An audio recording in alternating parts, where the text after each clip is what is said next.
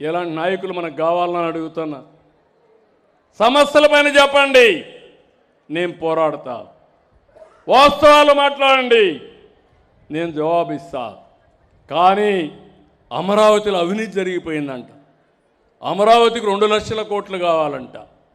Amaravati land monetisation project హైదరాబాద్లో ఒకప్పుడు ₹1,00,000 20,000 ఎకరా ఉంటే అభివృద్ధి అయిన తర్వాత 175 కోట్ల రూపాయల ఎకరా అయ్యింది. అది సంపద సృష్టించే మార్గం. ఇది మీరు చేసేది విధ్వంసం. ఇప్పుడు అంటున్నాడు విజయవాడ, గుంటూరు, మచిలీపట్నం అదే చేస్తున్నాం CRDA అంటే అమరావతి పేరు చెప్పడానికే ఇష్టపడిన వ్యక్తి ఈ రాష్ట్రాన్ని పాలించే అర్హత ఉందా తమ్ముళ్ళు అని మిమ్మల్ని అడుగుతున్నా. ఇలాంటివన్నీ కూడా మనం గుర్తుపెట్టుకోవాల్సిన అవసరం ఉంది. నేను ఒకటే మిమ్మల్ని అందరినీ కోరుతున్నా, ఈరోజు ఎందుకంటే నేను చెప్పాలి, గట్టిగా చెప్పాలి.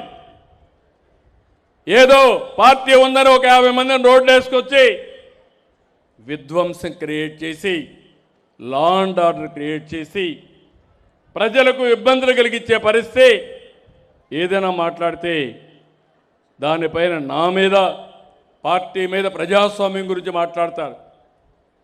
కడాన మీరు చూస్తే నేను ఈరోజు అరెస్ట్ చేయాలంటే ఎంతో పడుతుంది. ఇలాంటి వ్యక్తుల్ని చెయ్యను, చట్టం దాని పని చేస్తుంది తప్ప నేను ఎప్పుడు కూడా తప్పు చేయను.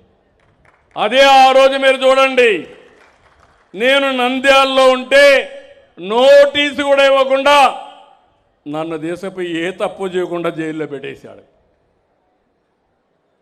అంటే మీరందరూ గుర్తుపెట్టుకోవాలి, ఇలాంటి నాయకుల్ని మనం ప్రోత్సహిస్తే ఎవరికి రక్షణ ఉంటుంది, ఏ ఆడబిడ్డకు రక్షణ ఉంటుంది, ఎవరికి భవిష్యత్తు బాగుంటుందో ఆలోచించాల్సిన అవసరం ఉంది. అందుకే అప్పుడప్పుడు పవన్ కళ్యాణ్ గురు కూడా అంటారు, నేను కూడా అది చెప్తాను మీ అందరికీ, మళ్ళీ మనందరి జీవితాలు బాగుంటే ఇలాంటి వ్యక్తుల్ని చరిత్రలో మర్చిపోవాలి. ఇలాంటి వ్యక్తుల వల్ల మనకు లాభం లేదు, యామారితే మనకు చాలా నష్టం వస్తుందని చెప్పి కూడా నేను మీకు తెలియజేస్తున్నా.